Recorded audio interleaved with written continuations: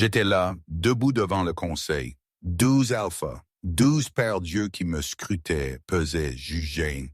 L'air vibrait d'une puissance brute, une autorité silencieuse qui me donnait le vertige. Comment diable en étais-je arrivé là? Il y a quelques mois encore, ma seule préoccupation était de trouver une noix de coco comestible. Maintenant, j'étais ici, à un rassemblement dans les Vosges, les sens en alerte, mon cœur battant la chamade sous mes vêtements, des vêtements que je n'aurais jamais pu imaginer il n'y a pas si longtemps. Tout cela me semblait irréel, comme un rêve fiévreux dont on se réveille en sueur sans comprendre ce qui était vrai. Le parfum de résine et de pain s'accrochait à mes narines, se mêlant à des effluves de domination que mes instincts d'oméga captaient, même si ma raison refusait encore d'y croire. Victor, l'alpha de la vallée orientale, son nom me revient maintenant, était le premier à rompre le silence tendu.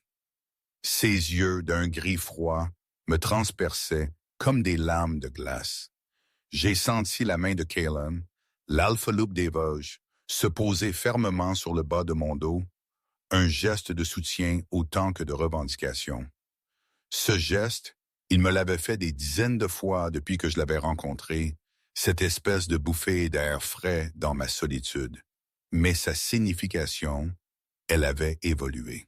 Ce jour-là, le son de la voix de Victor, un mélange de dédain et de provocation, résonnait dans la grande salle du chalet des Tilleuls, un lieu neutre pour les rassemblements. Il ne me croyait pas, évidemment. Il ne croyait pas en mon existence, ni à ce que je représentais. Et une partie de moi, celle qui avait passé 10 ans à parler au crabe, le comprenait. Qui aurait cru à une oméga réapparue après des décennies de rumeurs? C'était il y a quelques semaines, enfin, je crois. Le temps est une notion bizarre quand on a vécu si longtemps sans marqueur. C'était sûrement en début de soirée, le soleil commençait déjà à saigner sur l'horizon, juste après ce que j'appelais mon rituel. Je m'étais tenu au bord de mon île, l'île au large de la Bretagne que j'avais revendiquée par la survie. 10 ans. 10 années où l'air salin était devenu ma langue, où les vagues murmuraient ma grammaire et le vent dans les palmes ma syntaxe. 10 ans de solitude. Ce soir-là, pourtant, il y avait un changement dans le vent. Une odeur, forte, masculine, étrangère. Elle avait percé le bouquet familier de sel et d'algues en décomposition, une intrusion nette dans mon monde clos. Mon cœur s'était emballé, ce vieux réflexe de survie qui, après toutes ces années, était devenu une seconde nature. Impossible, avais-je pensé. Personne ne venait ici. Cette île n'existait sur aucune carte. On me l'avait bien dit avant de m'abandonner. Une simple poussière de roche et de sable perdu dans l'océan. Mais l'odeur ne mentait jamais. Mes sens, aiguisés par la faim et la peur, étaient mes guides les plus fiables. Et ils hurlaient, je n'étais plus seul. J'avais glissé dans la forêt, chaque muscle tendu, mes pieds connaissant chaque racine, chaque pierre, chaque parcelle de terre instable. J'aurais pu parcourir cette île les yeux bandés. C'était mon territoire, ma prison et mon royaume à la fois. L'odeur s'était intensifiée à mesure que je me dirigeais vers la plage ouest. La peur me mordait le ventre, mais une autre sensation s'était mêlée à elle, quelque chose que je croyais morte et enterrée, l'espoir. Un espoir terrible, dangereux. Et si c'était le sauvetage?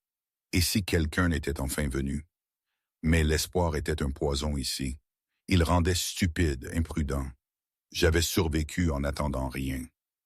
À travers le feuillage dense, je les avais aperçus. Ils, pas une personne, mais 5.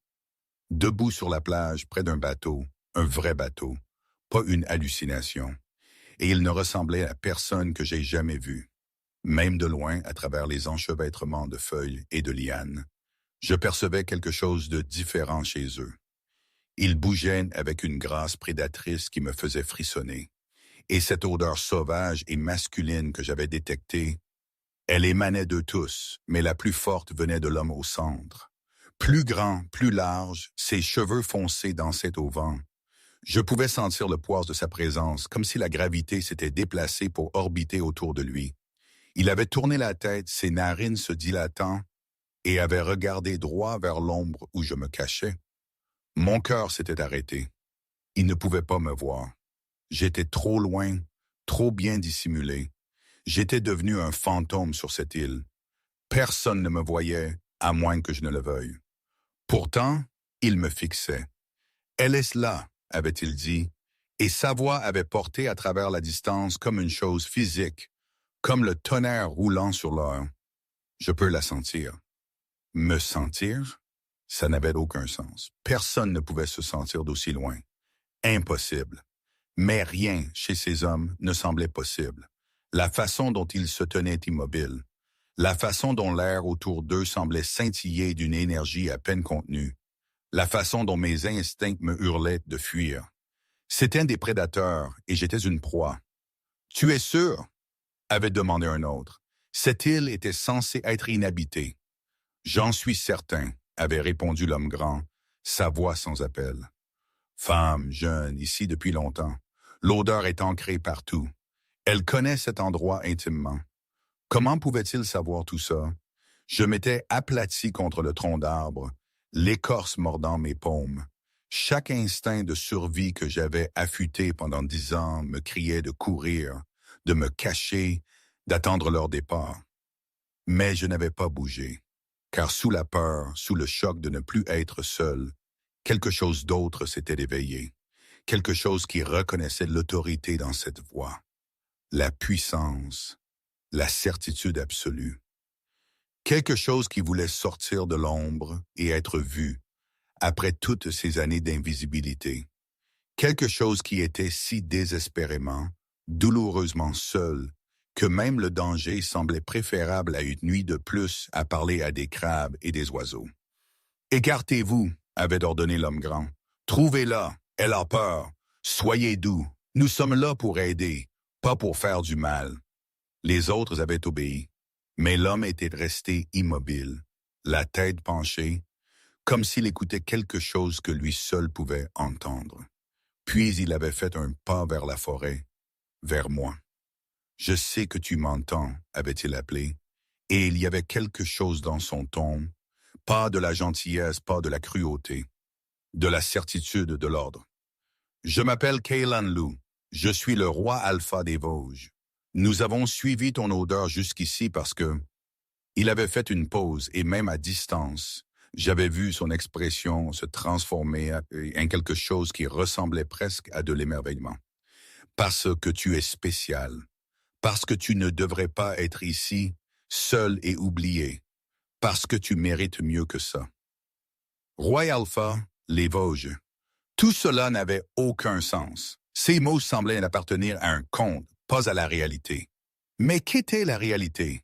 Après tout, j'avais passé 10 ans à créer ma propre réalité sur cette île, et elle n'avait jamais inclus la possibilité d'un sauvetage par des hommes qui pouvaient me sentir à travers une plage et se déclarer roi. « S'il te plaît », avait-il dit. Ce simple mot avait brisé quelque chose dans ma poitrine. « Laisse-nous t'aider. Laisse-nous te ramener à la maison. » La maison. J'avais oublié ce que ce mot signifiait. L'île était ma maison maintenant. Tout ce qui précédait était brouillard et fragments. Une vie qui aurait pu appartenir à quelqu'un d'autre. Mais, oh, comme je voulais que ce soit réel. Mes mains avaient tremblé contre l'écorce. Kaylan avait fait un pas de plus. Les autres avaient disparu dans la végétation. Lui, il restait concentré sur ma cachette, comme s'il savait exactement où j'étais. « Je ne te ferai pas de mal », avait-il dit doucement. « Je te donne ma parole, la parole d'un roi et d'un alpha. Tu es en sécurité avec nous. » Et malgré toute ma raison qui criait que cela n'avait aucun sens, que je devais fuir, que la sécurité était une illusion à laquelle j'avais appris à me passer, je l'avais cru. Je suis sorti de l'ombre, vers la lumière déclinante. Kaylan Loop avait écarquillé les yeux. Un long moment, aucun de nous n'avait bougé. Nous étions là, séparés par quelques mètres de sable et de rochers. Lui, dans ses vêtements sombres qui parlaient de civilisation, de richesse et de pouvoir. Moi, dans mes haillons tissés à la main. Ma peau bronzée et marquée par 10 ans de survie. Vous êtes réel, avais-je murmuré. Ma voix rauque. J'avais parlé seul pendant des années. Mais là, c'était différent. C'était de la communication. Vous êtes vraiment réel. Son expression avait changé. De la douleur, peut-être. De la rage face à ce qui m'avait amené là. Je suis réel, avait-il confirmé. Et tu viens avec nous ce soir. Plus de nuits seul, tu comprends? J'avais hoché la tête car je ne faisais plus confiance à ma voix. Des larmes brûlaient derrière mes yeux, mais je refusais de les laisser tomber. J'avais survécu 10 ans sans pleurer. Pas maintenant, pas devant ces étrangers. Mais quand Kaylan avait franchi la distance et, avec une infinie précaution, m'avait pris la main, la digue avait cédé. Et pour la première fois en 10 ans, je n'étais pas seul avec mon chagrin. Le bateau avait fendu l'eau sombre comme un couteau dans la soie. Je m'étais assise à la poupe, enveloppée dans une couverture qui sentait le pain et la fumée, et quelque chose de sauvage que je ne pouvais nommer, regardant mon île rapetisser, 10 ans passés là-bas, et maintenant, elle disparaissait dans la nuit comme si elle n'avait jamais existé, comme si je n'avais jamais existé. Une gourde était apparue devant mon visage tenue par l'un des hommes. Pas Kaylan. Il était à la barre, nous guidant à travers des eaux qui semblaient noires et infinies. C'était Hugo, plus jeune, avec des yeux gentils, qui me rappelait en quelque chose que je ne pouvais saisir. Eau fraîche, bois lentement. Ton estomac n'est sûrement habitué qu'à l'eau de coco et l'eau de pluie. J'avais pris la gourde, mes mains tremblantes. Le métal était froid, réel, incroyablement solide. Tout semblait trop réel. L'eau avait le goût d'un miracle. Je m'étais forcé à la siroter lentement, même si chaque cellule de mon corps criait de tout avaler. J'avais appris la discipline à la dure. « Je suis Hugo », avait dit l'homme aux yeux gentils, s'installant à côté de moi, mais en gardant une distance respectueuse. « Je suis le second de Kaylan. Je le sers depuis environ 8 ans. » Il avait fait une pause, étudiant mon visage dans la faible lumière des lanternes du bateau. « Tu as un nom? » En avais-je un? J'en avais eu un avant l'île. Il m'avait fallu un moment pour le pêcher des profondeurs de ma mémoire. « Isla », avais-je dit. Le mot me paraissait étrange sur ma langue, comme une langue étrangère que j'avais autrefois maîtrisée. « Je m'appelle Isla. »« Isla », Hugo avait testé, puis avait hoché la tête. « Bon nom, fort. » Il avait jeté un coup d'œil à Kaylan à la barre, puis à moi. Je sais que c'est probablement bouleversant. 1 minute, tu es seul. La minute d'après, 5 hommes étranges débarquent et te disent que tu es spécial et t'emmènent. Mais on ne plaisante pas sur la partie spéciale. Je ne comprends pas. Ma voix était à peine un murmure. Parler me semblait encore si étrange. Comment m'avez-vous trouvé? Pourquoi cherchiez-vous? L'expression d'Hugo était devenue sérieuse. C'est compliqué. Le roi voudra l'expliquer lui-même. Mais la version courte, c'est ton odeur. Il s'était arrêté, semblant chercher ses mots. Tu émets une signature que quelqu'un comme Kaylan peut détecter à des kilomètres. C'est rare, très rare. Et quand il l'a capté il y a 3 jours, alors que nous patrouillions dans les eaux du Sud, il n'a pas pu l'ignorer. Signature olfactive, patrouille, roi alpha. Rien n'avait de sens. L'épuisement rampait sur moi comme une marée. « Repose-toi », avait dit Hugo doucement. « Nous avons quelques heures avant d'atteindre le continent. Tu es en sécurité ici, je le promets. » Je voulais lui répondre que je ne savais plus ce que c'était, la sécurité, que la sécurité était une illusion que j'avais abandonnée il y a des années. Mais mon corps avait d'autres idées. Les roulis du bateau, la chaleur de la couverture, le son de l'eau contre la coque, tout conspirait pour m'entraîner dans le sommeil. J'avais dormi, et pour la première fois en 10 ans, j'avais rêvé d'autre chose que de survie. Je m'étais réveillé au soleil et à l'odeur du café. L'île avait enseigné que la faim était une compagne constante, mais cette faim était différente, anticipatrice, presque excitée. De la vraie nourriture préparée par quelqu'un d'autre. Entre, avais-je réussi. Hugo était entré, portant un plateau garni de plus de nourriture que je n'en avais vu depuis des années. Doucement, avait-il prévenu. Ton estomac a vécu de rations de survie pendant une décennie. Il faut réintroduire la nourriture normale lentement. Commence par les toasts et les œufs, petite bouchée. Je m'étais approché de la table comme si elle pouvait disparaître. Mes mains, cicatrisées et cueilleuses, semblaient étranges et en saisissant la délicate fourchette. « Ça fait longtemps, hein ?» avait dit Hugo, mi-amusé, mi-triste. « Vous n'avez aucune idée. » J'avais forcé mon cerveau à mâcher lentement. « Où sommes-nous? » La résidence personnelle du roi, dans les Vosges, à environ 300 kilomètres d'où nous t'avons trouvé. Il s'était installé dans l'autre fauteuil. C'est l'une des nombreuses résidences qu'il entretient, mais c'est la plus privée. On s'est dit que tu apprécierais de ne pas être jeté directement au milieu de la meute. Meute. Encore un mot qui ne collait pas à ma réalité. Qu'est-ce que ça veut dire? Avais-je demandé. Meute, Roy Alpha, tout ça. Vous utilisez ces mots comme si je devais les comprendre. Mais ce n'est pas le cas. Les sourcils d'Hugo s'étaient levés. Tu ne connais vraiment pas les changeurs? Il avait posé sa tasse de café et s'était penché en avant. Est-ce là, le monde dont tu te souviens avant l'île? Il te cachait quelque chose. En fait, à la plupart des humains, il existe une autre population qui vit aux côtés de la vôtre. Des gens qui peuvent changer de forme entre l'humain et l'animal. Des loups-garous, pour utiliser l'ancienne terminologie, mais nous préférons changeurs. La nourriture s'était transformée en cendre dans ma bouche. Loup-garou, changeur. Mon esprit tournait. Mais que savais-je après tout? J'avais passé 10 ans sur une île à parler à des crabes. Le monde avait peut-être toujours été plus étrange que je ne le pensais. Qui t'a laissé sur cette île, Isla? Avait demandé Hugo comme s'il lisait dans mes pensées.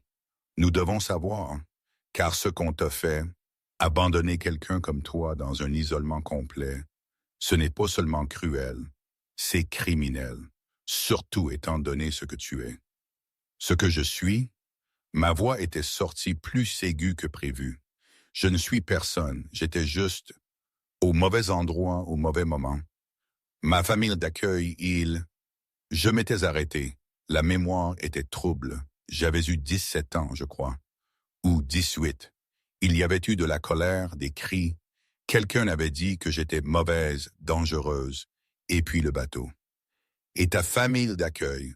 L'expression d'Hugo s'était durcie. Ils étaient humains? Oui, je crois. Cela fait si longtemps, et j'essaie de ne pas y penser. Mais ils savaient, ils devaient savoir ce que tu es. C'est pour ça qu'ils l'ont fait. Je ne sais pas ce que je suis. Les mots avaient éclaté, fort dans la pièce silencieuse. Vous continuez à dire que je suis spécial, que je suis quelque chose, mais je ne le suis pas. Je suis juste une fille qui a été laissée pour compte et qui a appris à survivre. C'est tout. Hugo s'était levé, et pour la première fois, j'avais vu quelque chose de dangereux étinceler dans ses yeux habituellement bienveillants. « Tu es une Oméga », avait-il dit calmement. « Probablement l'une des dernières existantes. Et ta famille d'accueil t'a laissé sur cette île pour y mourir parce qu'ils étaient terrifiés par ce que tu représentes. » Oméga. Le mot planait entre nous. Je ne sais pas ce que ça veut dire, avais-je murmuré. Cela signifie... La voix de Kaylen était venue de l'embrasure de la porte, nous faisant nous retourner tous les deux. Que tu possèdes le don le plus rare de notre monde. La capacité de calmer la bête en tout changeur, aussi dominant ou violent soit-il. La capacité d'apporter la paix là où il n'y a que le chaos. Il était entré dans la pièce et l'espace s'était immédiatement réduit, électrisé par sa présence. Cela signifie que pendant 10 ans, tu as été gaspillé sur une île alors que tu aurais dû être chéri, protégé, honoré. Il s'était approché de l'endroit où j'étais assise et je ne pouvais pas détourner le regard de ses yeux. Ils étaient ambrés, presque dorés, et ils recelaient des profondeurs que je ne pouvais pas commencer à sonder. Cela signifie, avait-il dit doucement, que tu es rentré à la maison maintenant et personne ne t'abandonnera plus jamais. Je voulais le croire, mon Dieu, comme je voulais le croire, Mais j'avais passé 10 ans à apprendre que l'espoir était un luxe que je ne pouvais pas me permettre. Pourquoi devrais-je vous faire confiance? La question était sortie plus stable que je ne l'étais. Vous êtes des étrangers.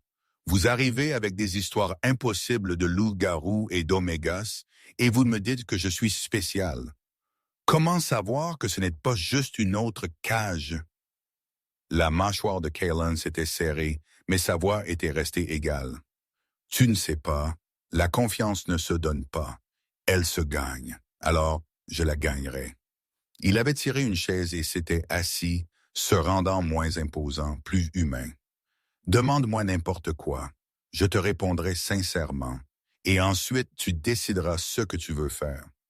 Rester, partir, tout ce dont tu as besoin. Tu n'es pas prisonnière ici et cela. Tu es une invitée. L'offre m'avait sidéré. Il le pensait vraiment. Parlez-moi des omégas, avais-je dit. Si c'est ce que je suis, je veux comprendre. Et Kalen avait commencé à parler, démêlant un monde dont je n'avais jamais soupçonné l'existence, expliquant un héritage que je n'avais jamais su posséder. Moment, ici je dois faire une petite pause. Cette histoire, cette situation invraisemblable, si j'y pense froidement, c'était absurde. Je veux dire, 10 ans seul sur une île, et bam, des loups-garous qui se disent changeurs et un roi alpha débarquent de nulle part. C'est le genre de scénario que ma famille d'accueil, si on peut encore les appeler ainsi, aurait trouvé ridicule. Eux, ils n'auraient jamais cru à ça, trop terre à terre, trop peur de tout ce qui sortait de l'ordinaire. Peut-être est-ce pour ça qu'ils m'ont abandonné, parce que j'étais justement ce qui sortait de l'ordinaire. C'est fou, non? Que la peur de l'inconnu pousse des gens à de telles extrémités, à se débarrasser de quelqu'un comme d'un déchet. Mais cette peur, je la connaissais. Elle m'avait tenu en vie sur l'île. Mais Kalen, il ne semblait pas avoir peur de moi. Étrange. Vraiment étrange. Allez, retour à l'histoire. 3 semaines avaient noissé comme un rêve dont j'avais peur de me réveiller. Kalen avait tenu parole. Chaque question, il l'avait répondu. Chaque limite que je posais, il la respectait. Le domaine du Hêtre Rouge, la résidence, était devenu familier. Une vaste propriété de bois et de pierres nichées, au cœur d'une forêt qui me rappelait la jungle de l'île, mais plus douce. Il y avait d'autres personnes ici, des membres du cercle intérieur de Carlon. Léa, l'une des rares femmes changeuses de la maison, m'avait prise sous son aile, m'aidant à me réadapter à la civilisation. Hugo, qui était devenu comme un ami. Mathis, le chef de la sécurité, bourru et méfiant. Et Eliane, le plus jeune, à peine 25 ans, qui me regardait parfois comme un puzzle qu'il ne pouvait résoudre. Mais c'était Kalen qui m'obsédait. Il maintenait une distance professionnelle, expliquant la politique de meute, la loi des changeurs, l'équilibre délicat qui gardait leur monde caché. Mais parfois, quand il me croyait inattentive, je le surprenais à me regarder avec une expression qui me coupait le souffle. La faim et la retenue luttant dans ses yeux ambrés. Le désir et le devoir en bataille constante. Moi aussi je le sentais. Cette attraction inexplicable, ce lien primal qui n'avait rien à voir avec la gratitude. L'oméga en moi reconnaissant l'alpha en lui. Léa avait dit que c'était naturel, qu'il n'y avait rien à craindre. Mais j'avais peur parce que désirer quelque chose signifiait pouvoir le perdre. Tu broies du noir encore, avait dit Léa, s'asseyant à côté de moi sur les marches du porche. Elle était devenue mon ancre dans ce nouveau monde, franche, pratique, refusant de me couver. Laisse-moi deviner, tu penses à l'alpha grand, sombre et taciturne qui trouve des excuses pour te voir 12 fois par jour? J'avais senti la chaleur monter à mon cou. Il est juste un bon hôte, non? Et moi, je suis une bonne amie quand je te dis que cet homme n'a jamais regardé personne comme il te regarde, de toutes les années que je le connais. Elle m'avait donné un coup de coude. Il est terrifié, tu sais, de te pousser, de te faire sentir piégé, de devenir une autre personne qui te prive de tes choix. Je sais, avais-je murmuré, et c'était vrai. Je le voyais dans la façon dont il hésitait avant d'entrer dans une pièce où j'étais. Alors, qu'est-ce que tu vas faire? Avait demandé Léa. Je ne sais pas. J'avais lutté pour trouver les mots. Je ne sais pas comment faire tout ça. 10 ans seul, Léa. 10 ans sans personne pour me toucher, personne pour me parler. Et maintenant, je suis censé naviguer dans les sentiments, l'attirance, la politique d'un monde entier que je ne connaissais pas. Je ne sais plus comment être une personne, encore moins une oméga. Léa était restée silencieuse, son regard sur la forêt qui s'assombrissait. Tu veux savoir ce que signifie être une oméga? Vraiment? J'avais hoché la tête. Ça veut dire que tu ressens tout plus intensément que nous. La douleur, la peur, la joie, l'amour, tout est amplifié. Ça veut dire que tu peux sentir l'état émotionnel de chaque changeur autour de toi. Ça veut dire que ta présence calme le violent, apaise le furieux, apporte la paix au chaotique. Elle s'était tournée vers moi. Mais ça veut aussi dire que tu es vulnérable. C'est pour ça qu'ils m'ont laissé là-bas, avais-je dit, la compréhension s'éclaircissant. Ma famille d'accueil, ils savaient, n'est-ce pas? Et ils en avaient peur. Probablement. Les humains qui connaissent notre monde, mais n'en font pas partie, ont tendance à mal réagir. Surtout aux omégas. Tu es trop puissante, trop importante. Tu menaces le statu quo par ta seule existence. L'expression de Léa s'était durcie. Kaylin a essayé de les retrouver d'ailleurs. Non, le mot était sorti brusquement. Quoi qu'il prépare, dis-lui d'arrêter. Ils n'en valent pas la peine. J'avais dégluti difficilement. Je ne vaux pas une guerre. La main de Léa s'était tendue et avait agrippé mon menton, me forçant à la regarder. Ses yeux brillaient d'une colère qui n'était pas dirigée contre moi, mais pour moi. Écoute-moi très attentivement, Isla. Tu vaux tout. Une guerre, une couronne, un royaume, tout ça. Plus vite tu comprendras ça, plus vite tu pourras commencer à guérir. Tu as survécu seul pendant 10 ans. C'est incroyable. Tu n'as plus à être forte chaque seconde de chaque jour. C'est ce que signifie la meute, c'est ce que signifie la famille. Les larmes avaient brûlé derrière mes yeux. Je ne sais pas comment être une famille. Je ne me souviens plus. Alors, nous t'apprendrons. La voix d'Hugo était venue de derrière nous. Il s'appuyait contre la balustrade du porche. C'est ce que nous faisons ici. Nous sommes tous brisés à notre manière, Isla. Mais nous nous sommes choisis. Nous avons choisi d'être une meute. Et nous te choisissons aussi si tu nous laisses faire. Les larmes étaient tombées, silencieuses et imparables. Léa m'avait serré dans ses bras. Ma première vraie étreinte en une décennie. Et je m'étais effondré. Toute la douleur que j'avais refoulée, toute la solitude et la peur étaient sorties dans des sanglots. Il m'avait laissé pleurer, ne tentant pas de réparer, juste de me tenir, car s'effondrer faisait partie de la guérison. Et il le comprenait d'une manière que ma famille d'accueil n'avait jamais comprise. L'attaque est survenue la 4e semaine. J'étais à la bibliothèque du domaine de Hêtre Rouge, un lieu rempli de livres qui n'étaient ni gorgés d'eau, ni blanchis par le soleil. J'essayais de déchiffrer les lois des meutes, des textes qui ressemblaient à des documents juridiques mélangés à de la mythologie ancienne. Kaylin était dans son bureau. Mathis effectuait des rondes de périmètre.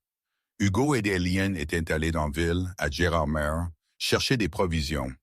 Léa était restée avec moi, lisant son propre livre dans un silence confortable. Le premier signe a été quand elle a relevé la tête brusquement, ses narines frémissant. « Léa ?» ai-je demandé, mais elle était déjà en mouvement, traversant la pièce vers la fenêtre avec une vitesse inhumaine. « Renégat ?» a-t-elle sifflé. « Au moins 6, peut-être plus. Ils n'auraient pas dû pouvoir franchir les protections. » Elle s'est tournée vers moi. Écoute attentivement. Il y a une pièce sécurisée au sous-sol. Kaylin te l'a montré le 2e jour, tu te souviens? J'ai hoché la tête, la glace coulant dans mes veines. Vas-y maintenant, verrouille la porte et ne l'ouvre pour personne, sauf Kaylin, Hugo, Mathis, Eliane ou moi. Tu comprends? Personne d'autre. Et vous? Ma voix tremblait. Léa, qu'est-ce qui se passe? Quelqu'un est en mouvement. Ils ont attendu que nous soyons dispersés. Ses yeux ont brillé d'or, des yeux de louve. Ils viennent te chercher, Isla. Parce que le bruit a couru que Kylan a trouvé une oméga. Un hurlement a déchiré l'air extérieur, puis un autre. Des bruits de violence, des grognements, des chocs. Va! Léa m'a poussé vers la porte. Je te ferai gagner du temps. Bouge. J'ai couru. Mes pieds se souvenaient comment fuir, comment trouver le chemin le plus rapide vers la sécurité. L'escalier du sous-sol est apparu et je l'ai descendu 3 marches par 3 marches. Derrière moi, j'ai entendu Léa se transformer. Le son terrible et magnifique des eaux qui se remodelaient, de l'humain qui devenait loup, puis son cri de guerre féroce et défiant. La porte de la pièce sécurisée, en acier renforcé déguisé en bois, a cédé sous ma main. Je me suis précipité à l'intérieur, je l'ai claqué. La serrure a cliqué lourdement. Le silence. Je me suis appuyé contre le mur, essayant de respirer, essayant de ne pas penser à Léa se battant seule, essayant de ne pas entendre les sons du combat. Maintenant étouffé, mais indubitable. Ça devait être sûr. Kylan avait promis que j'étais en sécurité ici, mais aucun endroit n'était sûr. L'île m'avait appris ça. La sécurité était une illusion que les gens se racontaient pour pouvoir dormir la nuit.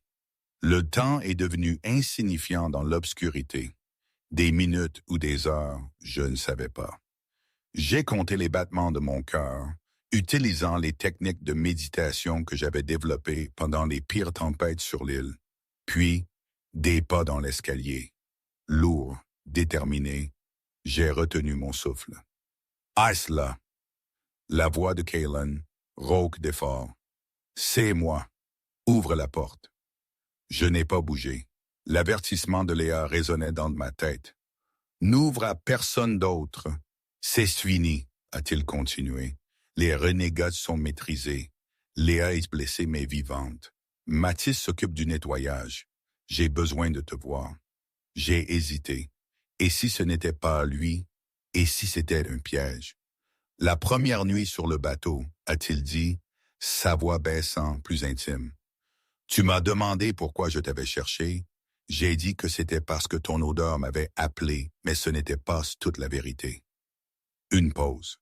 La vérité, c'est ce que j'ai rêvé de toi. 3 nuits de suite, j'ai rêvé d'une femme aux cheveux blanchis par le soleil, debout sur une falaise, regardant l'océan. Et dans ces rêves, j'ai senti ta solitude comme si elle était la mienne. Ça a brisé quelque chose en moi.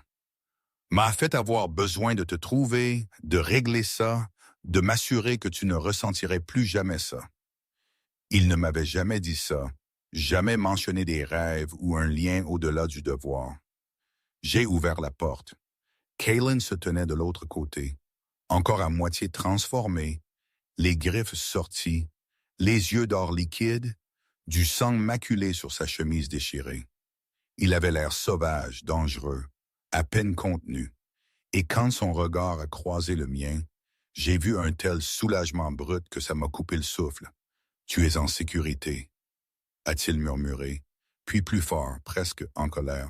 « Tu es en sécurité. Dieu merci, tu es en sécurité. » Il a bougé avant que je puisse réagir, me serrant dans ses bras. Son cœur battait la chamade contre le mien. Il sentait la violence et le pain et cette chose sauvage que j'avais remarquée la première nuit. Loup, je comprenais maintenant. Il sentait le loup, la sécurité et la maison. « Je vais bien », ai-je chuchoté contre sa poitrine. « Kylan, je vais bien. Laisse-moi voir, Léa. Est-elle... » Elle guérira, a pris un sale coup en protégeant ta position, mais les changeurs guérissent vite. Il s'est reculé juste assez pour me regarder, ses mains encore rendent mon visage. C'est ma faute. J'aurais dû anticiper ça. J'aurais dû avoir une meilleure sécurité. J'aurais dû... Arrête. J'ai couvert ses mains des miennes. Tu ne peux pas tout contrôler. Tu ne peux pas empêcher chaque mauvaise chose d'arriver. Je le sais mieux que quiconque. Son expression s'est fissurée. Quand je les ai sentis près du domaine, quand j'ai réalisé ce qu'il cherchait, Isla, je n'ai jamais été aussi terrifié de ma vie. L'idée de te perdre. Mais tu n'as pas échoué. Je suis là. Je suis en sécurité grâce à toi et Léa et les autres. J'ai serré ses mains. Nous allons bien. Il a fermé les yeux, pressant son front contre le mien. Je ne peux plus faire ça à moitié. Je ne peux plus faire semblant de ne pas tomber amoureux de toi, que tu n'es pas la chose la plus importante dans mon monde. Mon souffle s'est coupé. Kaylen, tu n'as pas à dire quoi que ce soit. Je sais qu'il est trop tôt. Et si je ne veux pas de temps, ai-je chuchoté. Et si je veux ça, toi, et si je suis fatigué d'être seul? Ses yeux se sont ouverts, l'or en fusion fixé sur les miens. Alors tu es à moi, a-t-il dit simplement, et je suis à toi, aussi longtemps que tu me voudras. Je l'ai embrassé. Ce n'était ni gracieux ni expérimenté. Je me souvenais à peine comment s'embrasser. Mais c'était réel, honnête et rempli de 10 ans de solitude, trouvant enfin sa réponse. Quand nous nous sommes séparés, tous les deux essoufflés, Kaylen souriait, vraiment souriant. « Viens, a-t-il dit, me prenant de la main. « Allons voir Léa. Et ensuite, il faut parler des améliorations de sécurité. » « Ensemble ?» ai-je demandé. « Ensemble », a-t-il confirmé. Nous avons monté les escaliers main dans la main, laissant la pièce sécurisée derrière nous. Au-dessus, j'entendais des voix, des membres de la meute arrivant, vérifiant, sécurisant le périmètre. Les sons d'une famille réagissant à la crise. J'étais rentré à la maison. Enfin, incroyablement à la maison. Les semaines qui ont suivi l'attaque ont tout changé. Kaylen a doublé la sécurité, a fait venir des renforts des meutes alliées et a établi des protocoles qui ont transformé la résidence en un mélange de foyer et de forteresse. Mais plus que cela, l'attaque avait brisé la distance prudente que nous maintenions tous. La meute s'est serrée autour de moi. Non plus comme un invité, mais comme l'une des leurs. Léa a guéri en quelques jours, ses blessures se refermant avec une rapidité de changeur. Elle portait les cicatrices fièrement. Nous nous étions rapprochés, passant des heures à parler. Elle m'avait raconté son propre passé, comment elle avait été une renégate avant que Kaylen ne la trouve à moitié morte dans la neige et ne lui offre une place dans sa meute. « Il sauve les errants », avait-elle dit avec un sourire en coin. « C'est son défaut fatal et sa plus grande force. » Mais je n'étais plus une errante. J'étais une meute.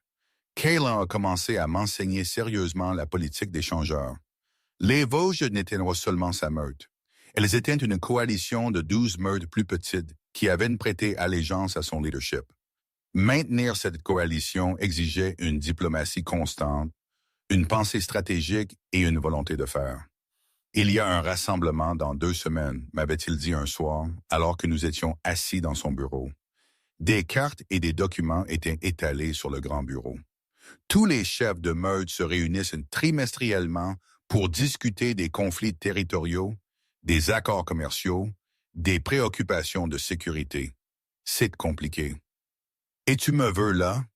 J'étais devenu meilleur pour lire entre ses mots, la légère tension dans ses épaules, la façon dont il ne me regardait pas tout à fait dans les yeux. Il était nerveux. « Je veux te présenter officiellement comme mon oméga. » Il m'avait finalement regardé, ses yeux ambrés sérieux. Ce n'est pas seulement un titre, Isla. C'est une position de pouvoir, seconde seulement à l'alpha en influence. Mais cela te rend aussi une cible. Que veux-tu dire? Les omégas sont si rares que la plupart des changeurs n'en ont jamais rencontré. Il y a des protocoles, des traditions, des attentes, et tu ne connaîtras aucun d'entre eux parce que tu n'as pas été élevé dans notre monde. Il avait passé une main dans ses cheveux noirs. Ils te testeront, ils repousseront les limites. Parce que tu tiens à moi, avais-je terminé doucement. Parce que c'est personnel, pas seulement politique. Oui, pas d'hésitation, pas de tentative de nier. Nous avions dépassé les faux-semblants depuis notre premier baiser. Kaylen avait été patient, me laissant l'espace de m'adapter, d'apprendre. Et si j'échoue? La question était sortie plus petite que prévu. Et si je ne suis pas vraiment une bonne Oméga? Kaylan avait contourné le bureau et s'était agenouillé devant ma chaise, prenant mes mains dans les siennes. Regarde-moi. J'avais survécu 10 ans seul sur une île. J'avais appris à chasser, à construire, à supporter un isolement qui briserait la plupart des esprits. Tu as affronté des renégats sans entraînement ni armes. Tu es plus forte que tu ne le sais. Et quoi qu'il arrive à ce rassemblement, tu ne l'affronteras pas seul. Je serai avec toi. La meute sera avec toi. Promis? Le mot était sorti comme si j'étais une enfant cherchant une réassurance. Promis. Il avait pressé un baiser sur mes jointures. Maintenant, revoyons les chefs de meute. Je veux que tu saches exactement à qui tu as affaire. Nous avions passé l'heure suivante à passer en revue les profils. Le paysage politique était plus complexe que je ne l'avais imaginé. Il y avait Hélène, l'alpha de la Crète occidentale, astucieuse et calculatrice. Grégoire du Pic des Monts, traditionnel à l'excès. Le jeune Thomas de la meute du Méandre, ambitieux et charismatique. Celui à surveiller est Victor, avait dit Kaylan, de la meute de la vallée orientale. Il a affirmé que mon leadership est trop mou, trop accommodant aux intérêts humains. Alors, pas de pression, avais-je dit sèchement. Kaylan avait ri. Tu iras bien, mieux que bien. Tu vas entrer dans ce rassemblement et chaque alpha là-bas comprendra exactement pourquoi j'ai remué ciel et terre pour te trouver. Je voulais le croire, mais le doute était une habitude difficile à briser. Le rassemblement s'était tenu au chalet des Tilleuls. Nous étions arrivés avec une escorte de 12 membres de la meute. Le spectacle de force était délibéré, mais je me sentais toute sauf forte en approchant du chalet. Je m'étais habillé avec soin sous la direction de Léa, simple mais élégant. Mes cheveux, maintenant taillés et soignés, retombaient en vagues pâles. Je portais un bracelet en argent que Kaylan m'avait donné. « Pour la chance, avait-il dit, et pour que tout le monde sache que tu es sous ma protection. » Le bracelet semblait lourd à mon poignet. 12 alphas s'étaient tournés vers nous. Le poids de leur attention combinée était écrasant. Mon instinct d'oméga me criait de baisser les yeux, de me faire petite. Mais j'avais passé 10 ans à ne m'incliner devant personne, sauf la nécessité. J'ai gardé le menton haut et ai soutenu leur regard. « Kaylan », Hélène avait parlé la première, sa voix fraîche et calculatrice. « Vous êtes en retard. »« Mes excuses », avait dit Kaylan, sa main sur le bas de mon dos. J'assurais le confort de mon oméga pour le voyage. La pièce était devenue silencieuse. Victor avait été le premier à se ressaisir, ses lèvres se recourbant. « Votre oméga, Kaylan, vraiment. Si vous vouliez amener une compagne pour paraître plus installée, il suffisait de le dire. Pas besoin de prétention théâtrale. Surveille tes mots, Victor. » Le commandement dans la voix de Kaylan était absolu. Isla est une oméga. Les tests ont été faits. Grégoire s'était penché en avant, son expression curieuse. Une oméga. Une vraie oméga. Je ne pensais pas qu'il en restait. Elles ont failli disparaître, avait dit Léa, intervenue, parce que des humains, en apprenant la vérité, ont décidé qu'elles étaient trop dangereuses pour exister. Isla a été cachée, abandonnée, mais elle n'est pas morte. Elle a survécu, et maintenant, elle est là où elle doit être. Puis Thomas s'était levé. « Pardonnez-moi, Kaylan, mais les revendications d'une lignée oméga sont importantes, peuvent changer le monde si elles sont vraies. Vous opposeriez-vous à une démonstration? » Quel genre de démonstration? Le ton de Kaylan était prudent. Rien de malveillant. Thomas avait fait un vague geste. Les omégas sont censés pouvoir calmer les loups dominants. Elian est jeune, récemment transformé, il lutte encore avec le contrôle. Il m'avait regardé. Si vous pouviez le calmer pendant une transformation partielle, cela aiderait grandement à prouver votre revendication. J'avais senti Kaylan se tendre à mes côtés, entendu le sifflement d'Elian derrière. C'était un test et un dangereux. Une transformation partielle était l'un des états les plus difficiles à maintenir. Mais je comprenais le jeu. Refusé, il me considérerait comme une fraude. J'ai pensé à l'île, aux tempêtes que j'avais endurées seul, aux prédateurs que j'avais affrontés avec rien d'autre que mon intelligence. Je le ferai, ai-je dit clairement. Eliane, viens ici. Eliane s'était avancée, son jeune visage pâle. Isla, tu n'es pas obligé. Je sais. Je lui ai souri. Fais-moi confiance. Il a hoché la tête. Alors, transforme-toi partiellement. Montre-leur ton loup. Eliane a fermé les yeux. J'ai vu le changement commencer. Ses os bougeant sous la peau, ses griffes s'allongeant, ses dents devenant des crocs. Sa respiration est devenue laborieuse. Ses yeux, quand ils se sont ouverts, étaient d'or pur, sauvage. La pièce a retenu son souffle. Je me suis avancé lentement. Eliane, ai-je dit doucement, tous les deux, l'homme et le loup. Vous ne vous battez pas, vous êtes un ensemble, équilibré. Ses lèvres se sont retroussées dans un grognement, mais je n'ai pas tressailli. Tu es en sécurité ici, au sein de la meute. Le loup n'a pas besoin de lutter pour le contrôle, car l'homme lui fait déjà confiance. J'ai tendu ma main, paume vers le haut. Facile, c'est ça, facile. J'ai senti la puissance couler de moi comme un courant, invisible, mais indéniable. Elle a enveloppé Eliane, apaisante, apportant la paix. Sa respiration a ralenti, la tension dans ses épaules s'est relâchée. L'or sauvage de ses yeux s'est adouci.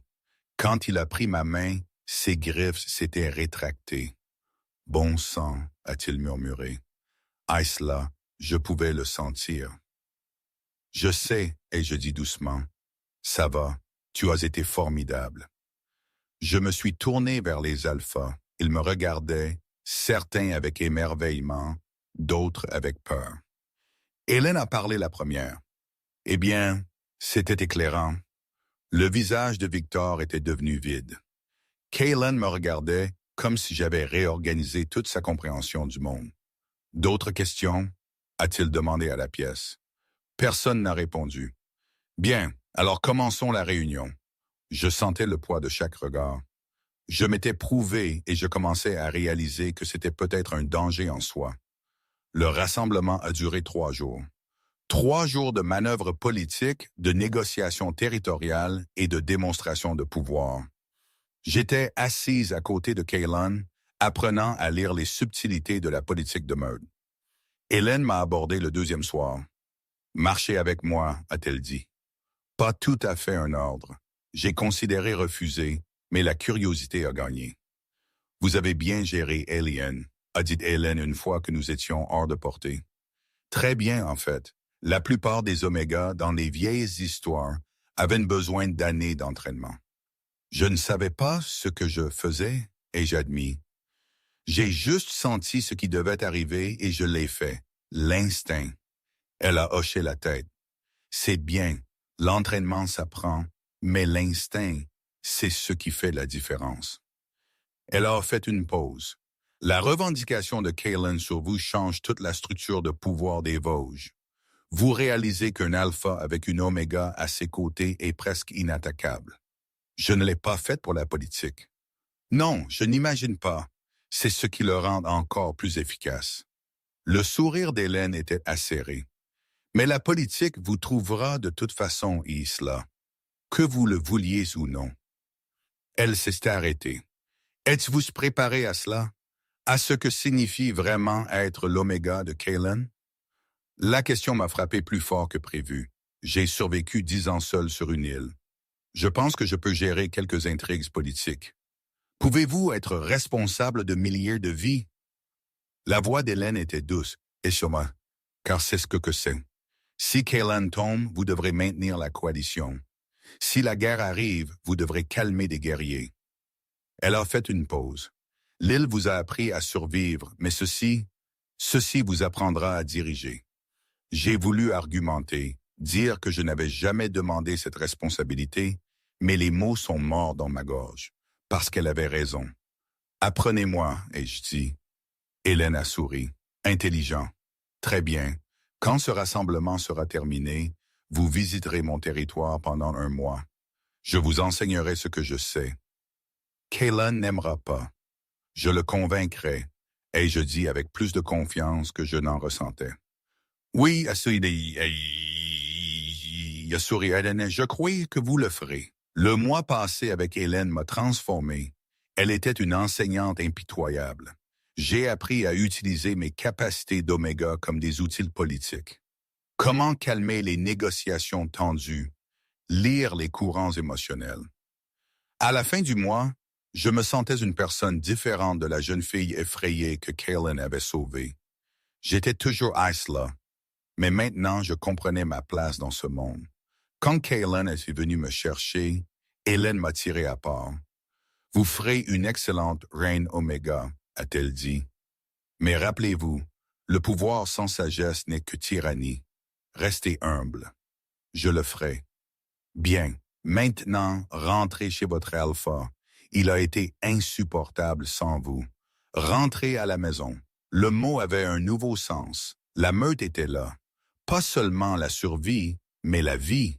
Non seulement l'existence, mais un but. La meute nous attendait quand nous sommes arrivés. Tous rassemblés. Léa a été la première à m'atteindre. Il était temps, a-t-elle grommelé. L'endroit a été ennuyeux comme l'enfer sans toi. Toi aussi tu m'as manqué, ai-je ri. Hugo m'a serré l'épaule. Eliane sautait. Même Mathis m'a accordé un signe de tête. Et Kaylan. Kaylan regardait tout avec une expression qui me serrait la poitrine. La fierté et la possession est quelque chose de plus profond. L'amour peut-être, ou son commencement. Bienvenue à la maison Oméga, a-t-il dit formellement. Mais ses yeux contenaient des promesses qui n'étaient que pour moi. C'est bon d'être à la maison, Alpha, ai-je répondu. Plus tard, seul dans les appartements de Kaylan, il m'a prise dans ses bras. J'ai quelque chose à te demander, a-t-il dit doucement. Quelque chose d'important. Mon cœur s'est emballé. D'accord. La meute, ils parlent de rendre la revendication officielle, la reconnaissance formelle de toi comme reine Oméga des Vosges. Cela signifierait une cérémonie, des rituels de liaison, une reconnaissance publique de notre lien. Il s'est reculé pour me regarder. C'est permanent, Isla. Une fois fait, cela ne peut être défait. Tu serais lié à moi, à cette meute, à cette vie pour toujours. Pour toujours, il y a 1 an, j'aurais fui ce mot. Mais je n'étais plus cette personne. Oui, ai-je dit simplement. Oui pour toujours, oui pour le lien, oui pour toi et cette meute et cette vie. Le sourire de Kaylan était éclatant. Tu es sûr? Pas de doute. Je suis sûr, j'ai passé 10 ans seul, Kaylan. 10 ans à apprendre à survivre dans l'isolement. Mais survivre, ce n'est pas vivre. Et ce que nous avons ici, ce que vous m'avez tous donné, c'est vivre. Ça vaut la peine de se battre, de s'engager pour toujours. Il m'a embrassé profondément, et je l'ai embrassé en retour, avec tout ce que j'avais, toute la solitude que j'avais endurée, tout l'espoir auquel je m'étais accroché, tout l'amour que j'apprenais à accepter. Merci, ai-je chuchoté, de m'avoir trouvé, de ne pas avoir abandonné, de m'avoir appris que je n'avais plus à être seul. Merci, a-t-il répondu, d'avoir été assez courageuse pour nous faire confiance, pour me faire confiance, d'avoir choisi cette vie alors que tu aurais pu partir. Dehors, la lune se levait. J'étais rentré à la maison, non plus sur une île, pas seul, pas perdu, à la maison avec la meute, avec la famille, avec l'alpha qui avait traversé un océan pour me trouver. Et aujourd'hui, vraiment, je n'en suis pas certaine. Parfois, je me dis que c'était la meilleure chose qui pouvait m'arriver. D'autres fois, le doute s'insinue, une ombre fugace. Ai-je fait le bon choix? Est-ce que cette intensité, cette nouveauté, ne va pas un jour me submerger? Sans doute d'un peu des deux. La vie n'est jamais parfaite, n'est-ce pas?